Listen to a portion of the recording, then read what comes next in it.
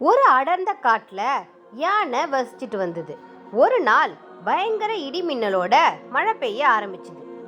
அந்த மழை துளி வாழை மரம் மற்ற மரத்துல எல்லாம் விழும்போது ஒரு விதமான சத்தம் கேட்டுச்சு.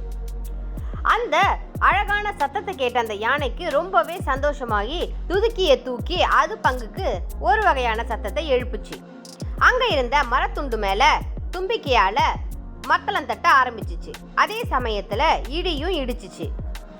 எல்லா சத்தமும் ஒன்று சேர்ந்து ஒரு இசை கச்சேரி மாதிரி அந்த காட்டையே பிரம்மாண்டமா மாத்திச்சு.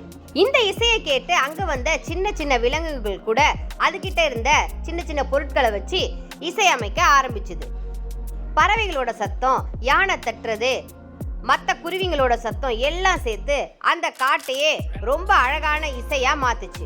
எல்லா விலங்குகளும் பறவைகளும் இந்த இசைய விரும்பி ரசிச்சாங்க.